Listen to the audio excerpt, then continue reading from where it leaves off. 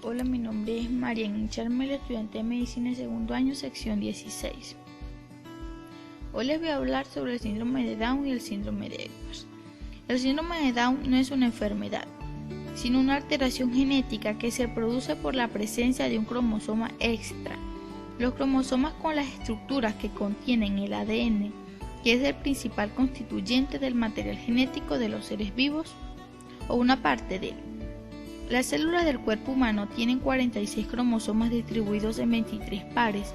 Las personas con síndrome de Down tienen 3 cromosomas en el par 21 en lugar de los 2 que existen habitualmente. Por eso también se conoce como trisomía 21. Afecta al desarrollo cerebral y del organismo y es la principal causa de discapacidad intelectual y también la alteración genética humana más común. También puede ocasionar problemas médicos como trastornos digestivos o enfermedades cardíacas. Las causas. Empezamos con trisomía 21.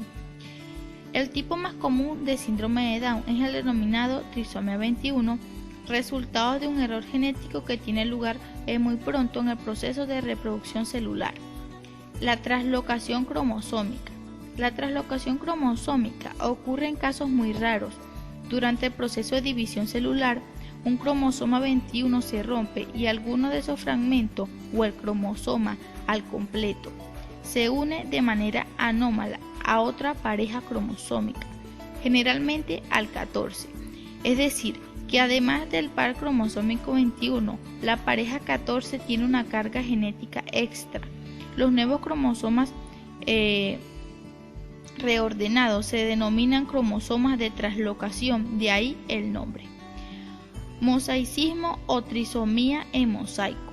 Una vez fecundado el óvulo, en el proceso de división subsiguiente, el material genético no se separa correctamente, de modo que una de las células hijas tiene 3 cromosomas en su par 21 y la otra solo uno. El resultado será que algunas células serán trisómicas con 3 cromosomas y el resto normales con 2 cromosomas. Esa mezcla de tipos cromosómicos distintos se conoce como mosaico cromosómica. No existe una causa concreta que determine por qué se producen estas alteraciones del cromosoma 21. Ahora vamos con los síntomas. Síntomas o características del síndrome de Down.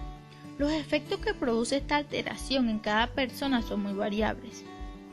Todas las personas con síndrome de Down son diferentes. Los problemas intelectuales y de desarrollo oscilan entre leves, moderados y graves. Algunas personas son sanas, mientras que otras tienen problemas de salud importantes como defectos cardíacos graves. Los niños y los adultos con síndrome de Down tienen un aspecto facial definido. Si bien no todas las personas con síndrome de Down tienen las mismas características, algunas de las más frecuentes son las siguientes: rostro aplanado, cabeza pequeña, cuello corto, lengua protuberante, párpados inclinados hacia arriba, orejas pequeñas o de forma inusual, poco tono muscular, manos anchas y cortas con un solo pliegue en la palma, dedos de las manos relativamente cortos y manos y pies pequeños y baja estatura.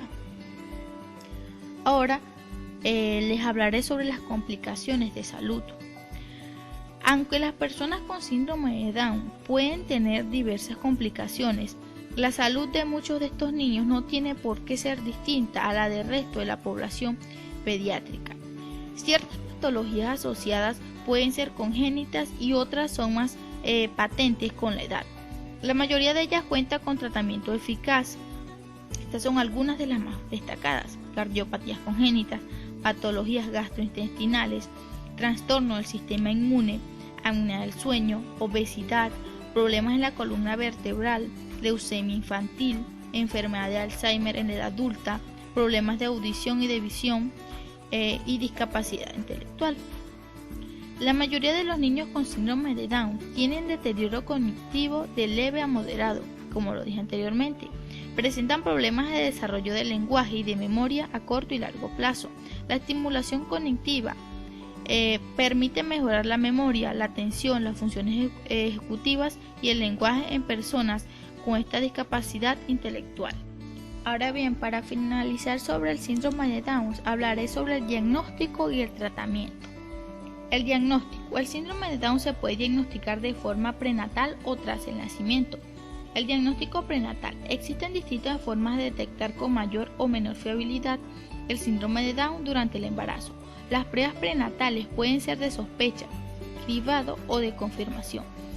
La más importante de estas últimas es la amniocentesis, que se debe realizar únicamente si existen antecedentes de alteraciones genéticas o si las pruebas de cribado dan un riesgo alto de que el feto presente la alteración. Diagnóstico después del nacimiento. Se hace mediante la exploración clínica, ya la confirmación posterior con un cariotipo, es decir, el análisis del tamaño, la forma y el número de los cromosomas. El tratamiento. El síndrome de Down no es una enfermedad y por lo tanto no se trata médicamente. En todo caso, la atención precoz de las distintas complicaciones que pueden surgir mejora significativamente la calidad de vida de estas personas. Atención temprana y estimulación cognitiva. Los programas de atención cognitiva entre 0 y 6 años, así como la estimulación cognitiva, permiten mejorar significativamente las habilidades de las personas con síndrome de Down y contribuyen a que tengan un mayor nivel de autonomía. Unidades especializadas. Los adultos con síndrome de Down suelen presentar problemas de salud muy complejos que conviene tratar en unidades con experiencia y dentro de hospitales con una alta especialización. Ahora bien, voy a seguir con el síndrome de Edwards. El síndrome de Edwards es una enfermedad causada por fallos genéticos. En concreto, se produce como consecuencia de una trisomía o duplicación del cromosoma 18. Es por esto que también es conocido como trisomía 18. Esta alteración hace que el cuerpo del bebé no se desarrolle adecuadamente, de modo que se producen múltiples defectos físicos y aumenta el riesgo de muerte prematura. Solo el 7,5% de los bebés diagnosticados llegan a vivir más de un año. Se trata de una enfermedad muy frecuente que afecta a 1 de cada 5.000 recién nacidos, la mayoría de ellos de sexo femenino. De hecho, es la trisomía más común después del síndrome de Down, en el cual se duplica el cromosoma 21. Teniendo en cuenta que un gran número de abortos espontáneos se producen a consecuencia de esta alteración, en especial en el segundo y en el tercer trimestre, la prevalencia se eleva si nos referimos al periodo fetal en lugar de al perinatal. Ahora les hablaré sobre las causas de este síndrome. La probabilidad de tener un bebé con trisomía 18 aumenta con la edad, siendo más habitual en torno a los 40 años. Las madres que ya han tenido una hija o un hijo con esta enfermedad tienen cerca de 1% de probabilidad de que la alteración se repita en embarazos posteriores. El síndrome de Edwards se produce a causa de una trisomía 18 cromosoma. Esto significa que los bebés afectados tienen 3 copias de este cromosoma, cuando lo normal es tener 2 pares de cada uno de los 23. La trisomía se produce normalmente a causa de la duplicación del cromosoma en el óvulo o en el espermatozoide. Cuando las dos células reproductivas se unen para formar el cigoto, este se desarrolla dividiéndose sucesivamente y el defecto genético se repite en cada división. En otras ocasiones la trisomía se da durante el desarrollo temprano del feto. Si bien la causa más habitual del síndrome de Edwards es la duplicación del cromosoma 18. Esta enfermedad puede deberse también a otros errores genéticos, como a la translocación. Dichas diferencias dan lugar a los distintos tipos de trisomía 18. Tipos de trisomía 18. Existen 3 tipos de síndrome de Edwards en función de las características de la trisomía del cromosoma 18. La gravedad de los síntomas del bebé pueden variar según el tipo de trisomía. Trisomía completa o clásica. Esta es la forma más habitual del síndrome de Edwards.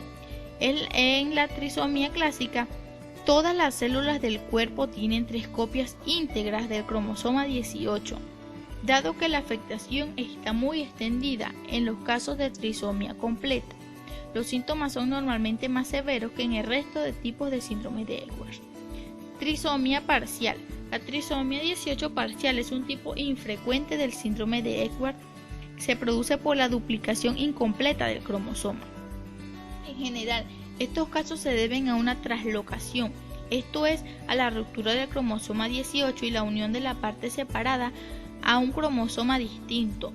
La gravedad y los síntomas específicos de cada caso de trisomía parcial varía en gran medida porque las duplicaciones pueden afectar a distintos segmentos del cromosoma, pero las alteraciones suelen ser menos severas que el síndrome clásico.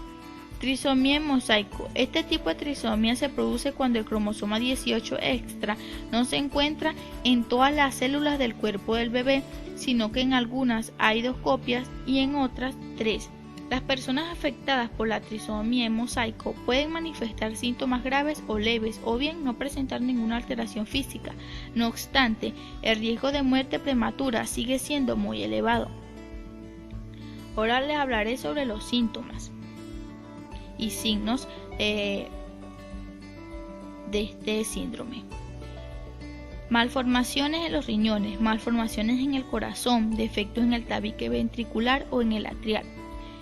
Dificultades para comer, dificultades para respirar, deficiencia en el crecimiento postnatal y retraso del desarrollo, microcefalia, paladar hendido, malformaciones en las orejas frecuentemente situadas más abajo de lo habitual, ojos muy separados, párpados pequeños y caídos, esternón anormalmente corto, ausencia de radio, uno de los principales huesos del antebrazo, manos cerradas y apretadas con los dedos superpuestos, pulgares y uñas poco desarrollados, pies convexos, presencia de cinchas que unen los dedos de los pies, llanto débil, discapacidad intelectual severa.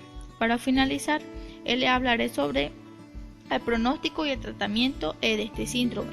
En la actualidad, el síndrome de Edwards se suele detectar antes del nacimiento mediante la amniocentesis, una prueba que consiste en analizar el fluido amniótico que protege al bebé y le permite obtener nutrientes por tal de determinar posibles alteraciones cromosómicas e infecciones fetales, así como el sexo del bebé. Menos del 10% de los fetos con trisomía 18 llegan a nacer con vida. De estos, el 90% muere durante el primer año de vida, la mitad de ellos durante la primera semana. La esperanza de vida media para los bebés con síndrome de Edwards es de entre 5 días y 2 semanas. La muerte suele producirse a causa de las alteraciones cardíacas y respiratorias. El síndrome de Edwards no tiene cura, por lo que el tratamiento tiene el objetivo de aumentar la calidad de vida de las personas afectadas en la medida de lo posible. Los casos menos severos de trisomía 18 no siempre comportan la muerte en la infancia, pero sí suele provocar problemas de salud importantes y pocas pacientes viven más de 20 o 30 años. Muchas gracias por su atención.